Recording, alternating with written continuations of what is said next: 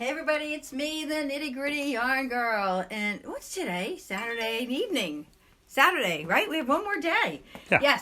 Yes, it is Saturday. It is 6 o'clock and we are ready for show number 3 today. It's been a really busy day.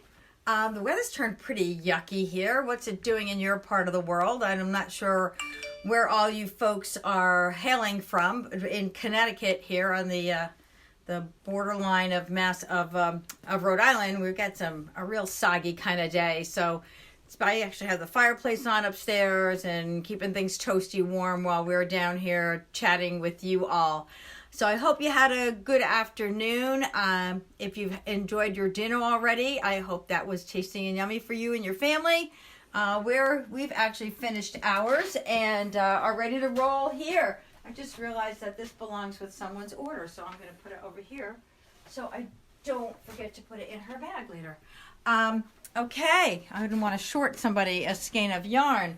So, when we were on our last show, someone asked if we would do some finishing techniques or suggestions and tips on finishing your projects, and I sure do hope she's on right now. I'm not sure. She'll see it in the rerun if not. Okay, good. That's why I have the cameraman here, the Mr. Restaurants USA, the host of Ben and Oreo show, and my coach when it comes to doing videos, my wonderful husband. So here we are. We are going to talk about just some ideas and tips on finishing your projects. I mentioned yesterday the value of blocking, and when you complete a project, unless it tells you not to block it, it's always a good idea. It really helps, number one, to Action issue. Okay, we're back. It helps to soften the fiber. It helps to allows you to shape the project, the garment, whether it's a scarf or a sweater. Blocking allows you to take it and kind of mold it into shape. Sometimes we need to give it a little extra, and sometimes we need to, as far as ease, and sometimes we need to close it in a little bit. Most important thing when you're blocking, though, is to not stretch your project. You don't want to block it so that, and I use wet blocking, so I'm not using steam at all. I always use wet blocking, and you don't want to lose the quality of the design in your project. Like, you don't want to stretch something so that you lose your cable in this case. Jody Long says, "Hey, Nitty Gritty Yarn Girl, I'm loving these shows. Keep them coming." Well, Jody, I'm looking forward to having more shows. This was a test run this weekend. I know that we're very ambitious with our goal to run 5 programs a day, but Stitches United was supposed to be happening this weekend, and so many fans were looking forward to that event in Hartford. And when it was canceled, I was like, I don't know what I'm going to do. And not so much for me, but for all the people who were excited about being there. So I want to make sure that my fans and folks who hear about me want to have the kind of experience that they would have had when they were at Stitches. So even if I couldn't be there, as I call it, Twisted Stitches, I'm here for everybody. So Jody, thanks so much for your support, and I'm looking forward to doing more of these in the future. Just a little tidbit, a little cat out of the bag. We're looking at having this as a weekly show. Oh, speaking of cat out of the bag, where is that little kitty? There he is. He finally came downstairs. Our cat had a little mishap 2 days ago. He came walking in from outside, and you can see the bandage on his back foot. He all of a sudden I see these little red splotches on the floor, and he tore his little back pad, and they had to have it. Ted Ing says, "You're doing great, Paulette Meyer and Paul Meyer." And here's Oreo. Oreo's trying to get to the yarn. Okay, so let's move along here. So these are some socks that I'm going to show you in a little bit. Oh, so we were talking about blocking and how important blocking is. There are a couple of things that I don't block. I don't block socks. Just because I like them to be kind of cushiony and I don't know, just makes me feel good when they're not blocked. And I don't block a project if it tells me not to. The origami shawl says do not block. So guess who's not blocking it? You don't want to ever kill a project by blocking it. So, oh, by the way, speaking of all this, you can go on to YouTube, to Nitty Gritty Yarn Girl, and there's a demo on blocking at Nitty Gritty Yarn Girl. So you can take a peek at that and you can see a blocking demo right there on my YouTube channel. And we are loading up content on that channel as well.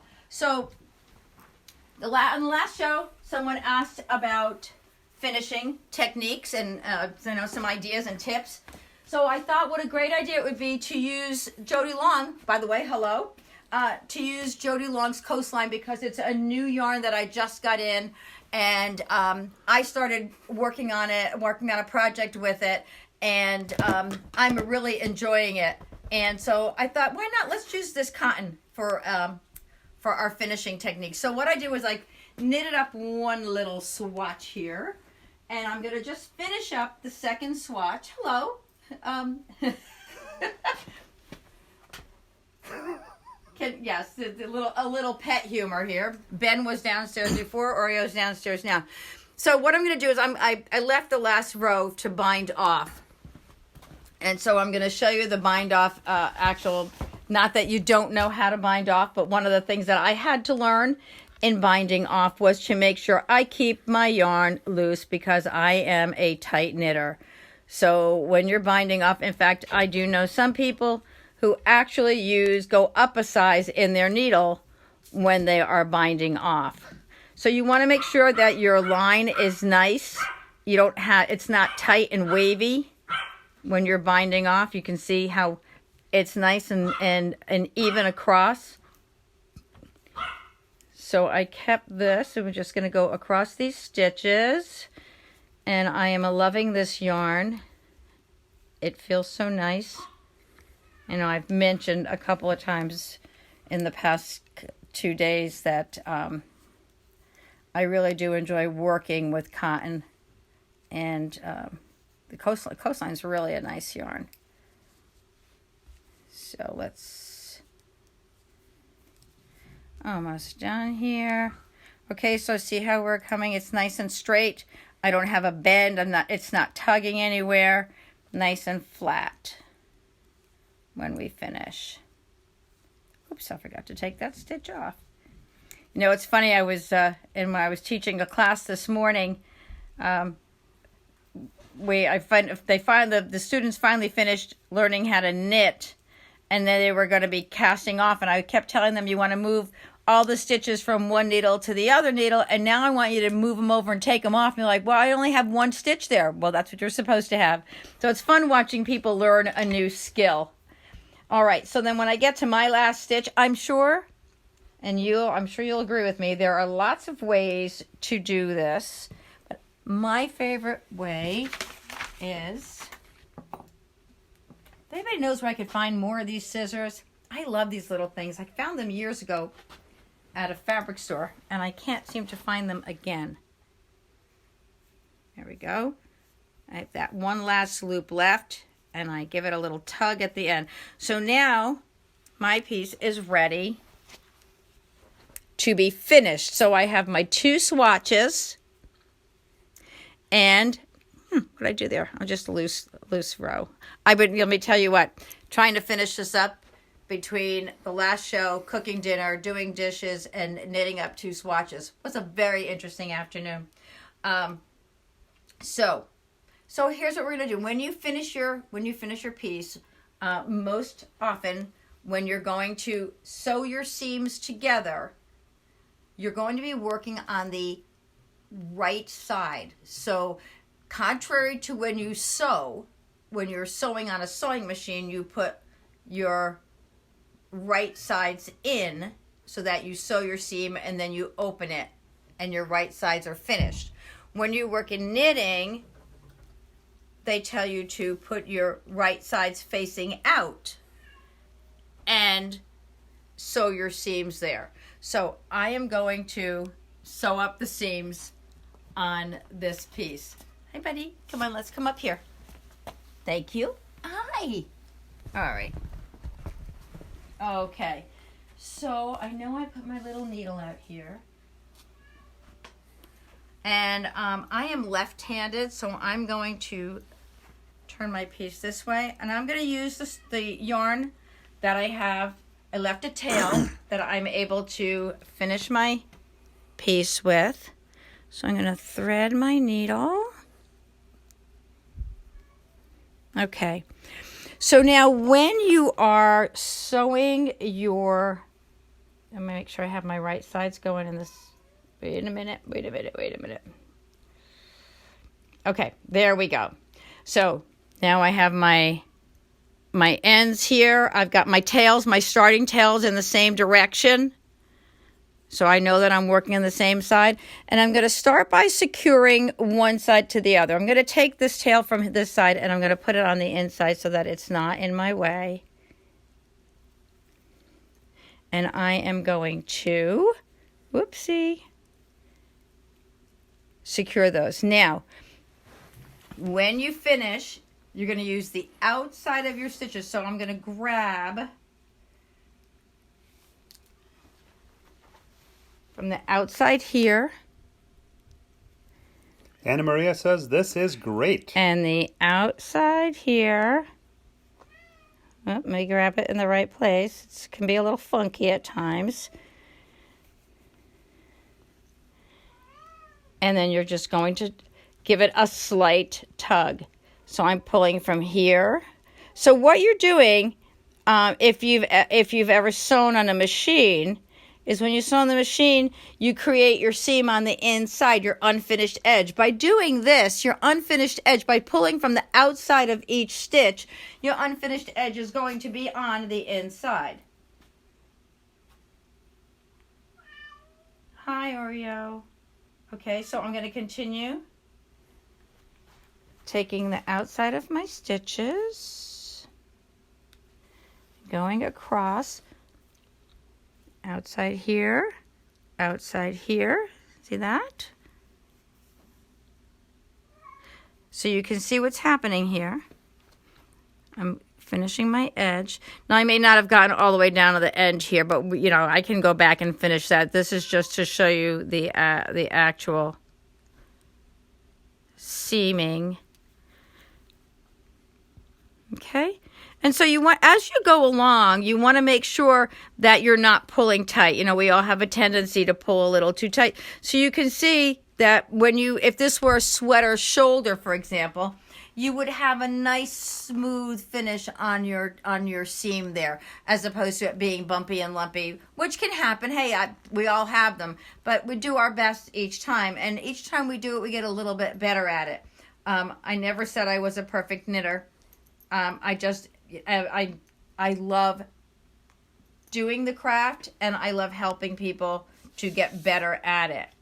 So as you just go along to the end, you continue to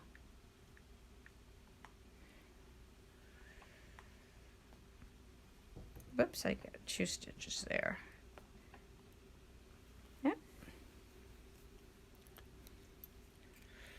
Donna Hart says, so very helpful. Well, that's great. I'm glad.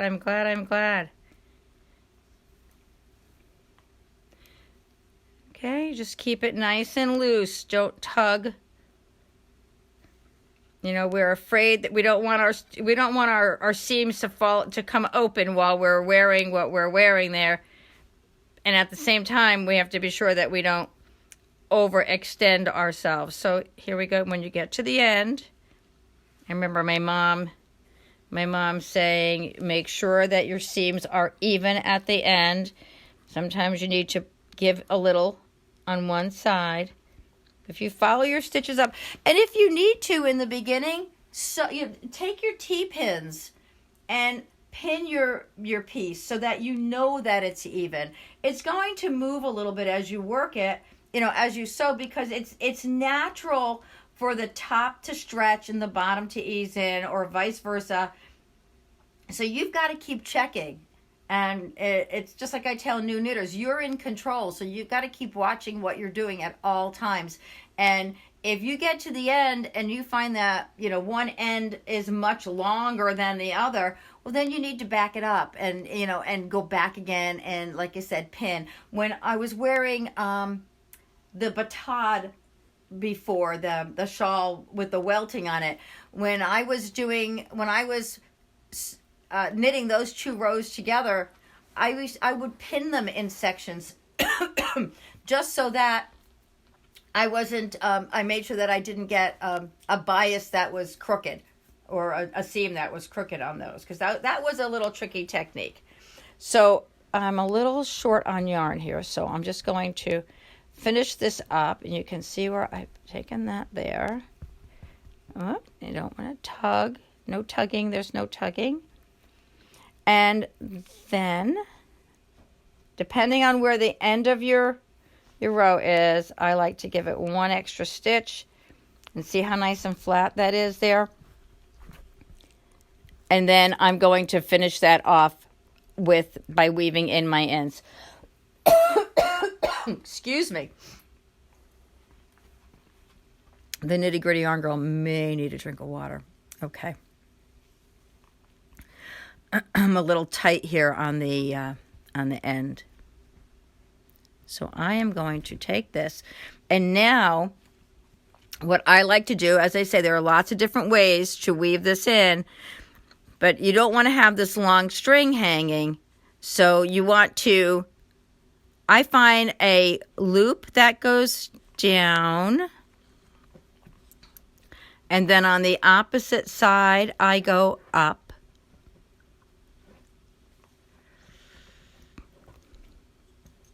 And then down. The most important thing with weaving in your ends, excuse me, is that you don't have, well, number 1, you don't want the yarn to show, but number 2, you want to be sure that it's not pulling apart. So by going up and down, you're securing that yarn there in enough places. Now, if I was working with wool here, sometimes you can take your wool and just kind of twirl it in your fingers and felt it a little bit so that it stays in place. And then when you're blocking, that will also help it to stay in place there and not kind of get your ends to come out, where your ends will come out, which I noticed I have one little piece in the back of this that didn't come out. And then I cut my yarn right there, and so there's my finished seam.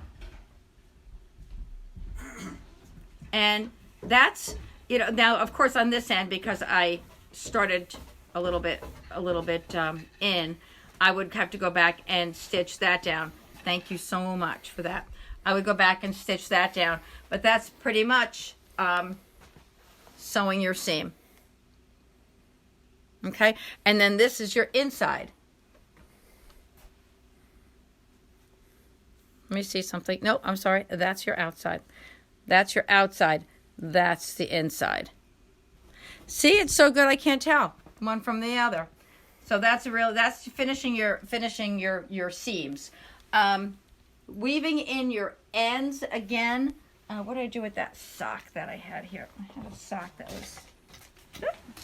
I'm sitting on. These socks here. This has got a nice long tail here. And if you look at the end of this, right there, it's a little uneven. You see that? That's a little lower there, a little higher there. So how do we fix that so that we don't look like, so that our socks don't look like they're the wrong or they're uneven?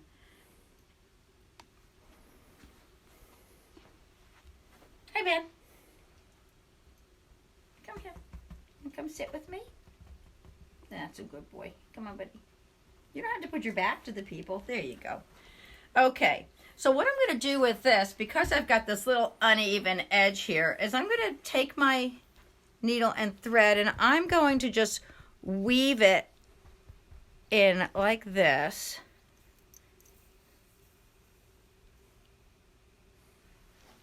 Voila. And now you have a nice even edge.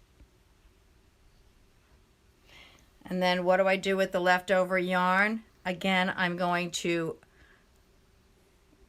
weave that end in. If you can see here, I'm finding a loop here that I can go down. And then one that's going up.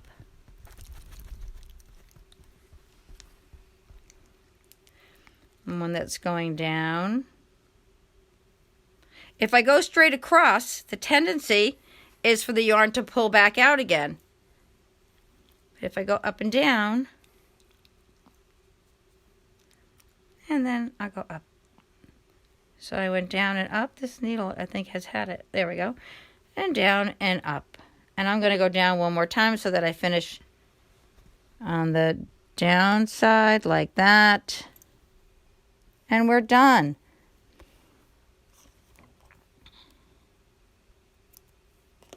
So there you have it. Okay, so that sock that looked like this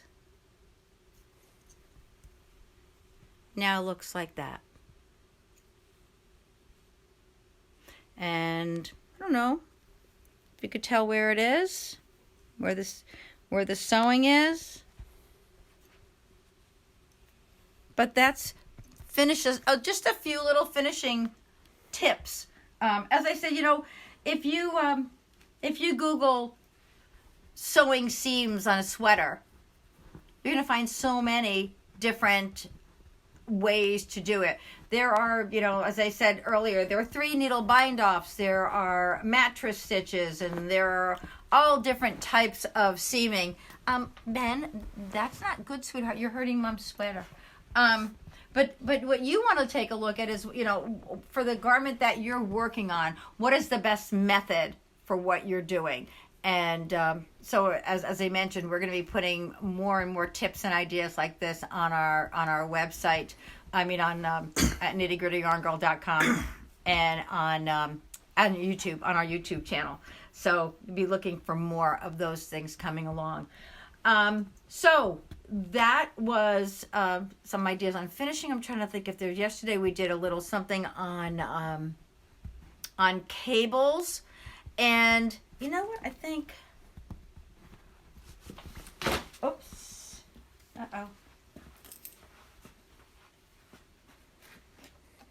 is Jody Long still on, do you know? I'm not sure. Okay, just curious, because we were talking about getting more of those yarns in. Oh, that's what I was looking for. Maybe that's not such a grand idea. Okay, ta-da. There. Okay. I thought maybe we'd look a little at this origami pattern, since it's gotten so much interest. Oh, there it is. Here's the actual pattern that I've been working on. So, talking about finishing, well, let's talk about when we're working on something. How do we keep track of what we're doing? I have an online or a digital program that I can upload my patterns to and keep track of what I'm doing on there, create a little pattern file and keep it there. I like to keep my patterns filed electronically when I'm working on them, though. I really still prefer paper, and I know that's the old-fashioned way. I know that's we need to conserve and do my best to make that happen. So just to give you an idea of when I'm working on a pattern, sticky notes are my friend. There are so many products that are out there that you can use, but what I like about the sticky notes is that besides holding my place, on the line and the row that I'm on, I can also, if I have to do repeats, I can put my repeats there rather than having hash marks all over my pattern, which kind of gives me anxiety when I have to go back and look at it and try to figure out where I am sometimes. So I like to do that. I don't know, what techniques do you use, if you would share, to keep track when you're working on a project? Do you use paper? Do you use digital? What is it you enjoy? And while we're waiting to hear back some of those comments, I want to talk about this pattern here and how the the origami. I said it looked like bamboo when I first saw it, but the origami design in this is really very pretty. And it's a combination of a pleated stitch, a pleat, and then a zigzag. Oh, I missed a couple of comments. Sorry. Anna Maria said, "Hi, Paulette," and this is great. I hate seamung. Seaming. Seaming. I'm sure she means seaming. Oh, okay. See what happens when you don't know what you're doing?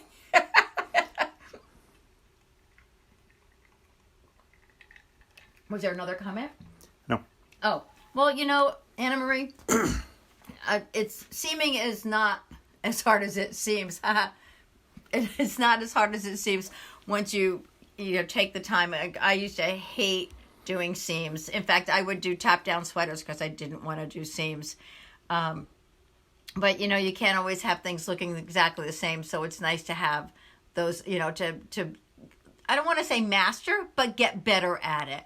Mastery is good enough is whatever is good enough for you. Yes. Anna Maria says, "I prefer paper patterns when I work as well and print them from my online pattern library."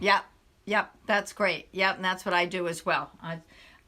What happens is I have so many patterns that I've used before that if I keep them all in print, then it's I've got all this paper around. The benefit though is if there's a pattern that has given you you had some challenges or you had to work through some stitches and things like that, but you really love the pattern. It's nice too if you could maybe put a note in if you have a PDF and you can mark up that PDF with a note so that the next time you do that pattern, the next time you work on that pattern, you remember where you needed some help and where you were able to fix that. Jody Long says, oh, hold on, just moved. Jody Long says, "Paper every time and write down all my rows from cast on to finish. That way garments always have same amount of rows on back and front." Exactly. It says to knit to like 18 inches. Well, I don't know. My tape measure always gets a little bit funky on me when I'm measuring. So, so by slash mark those rows, it might seem like a pain in the neck while you're doing it, but it's certainly going to pay off later on. And I don't know, maybe we'll never go to full digital patterns. But here's an example of my work. Now I'm working in this section of this pattern, but here's my little sticky note. And I move the sticky note down. I know here I have to start on row 32. And because I don't want to mark this up all the time, I'd rather put my notes here. And then I staple my notes to the pattern when I'm done. And even if I have to take a picture of it and file it, at least I've got my notes on it for the next time. Anna Maria says, "Post-it note is a great idea. I usually mark my patterns up." Yeah, you can take the Post-it note, and if you can write notes on your Post-it note, you're not messing up your pattern, and then you can use it again. What are you giggling at? Karen says, "The she shed's looking good, guys."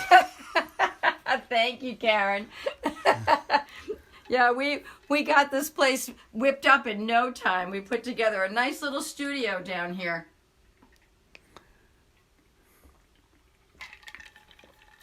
This knitting episode is brought to you by the Nitty Gritty Yarn Girl. Well, for those there, I think there may be some people on our show tonight that don't realize that my shop is on 4 wheels.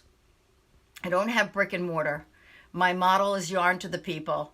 I began my business by delivering yarn and by having people come onto my bus and shop, just like my grandfather used to have people go onto his bus to shop for their fresh produce every day. I took that model from family tradition and put it into my yarn shop. And people always say to me, "Where's your shop?" And I say, "Right here." And that bus is set up like a full yarn shop, including chairs and nice little swivel chairs where you can sit and knit. And we've got all your accessories and everything else in there. So it is a little yarn shop. So now when the world changes and we need to take a look at how can we deliver and deliver yarn to the people, still make that happen for everyone. And it's so important to me. I want the people, the fans of Nitty Gritty Yarn Girl, to enjoy all the different things that we have. And this is a great way to do it. I still do shipping. If you want to pick up, I do pick up and drop off. Tomorrow, I will have a knittable arrangement ready so that I can show you the knittable arrangements. If you've not seen them, go online to nittygrittyyarngirl.com and just put in the search bar knittable arrangements, and you'll see the different arrangements that we can put together and send out as gifts for folks. It's a great little idea. So so the business, the yarn shop is on wheels. We travel to fiber festivals when we have them. We do knitting retreats. We just had one a few weeks ago. We will be having more. Fear not. We will come out of this and we will be retreating again. And I've got some places in mind that I'm already looking at. So let's not fret. We will be back in no time. So speaking of time, how are we doing on time? We're at the end of our show. We are? Well, thank you so much for staying with us today. We hope to see you and some folks who you know at 9 o'clock or maybe tomorrow. Share this with everyone, and let's keep this community going and growing. We'll see you at 9.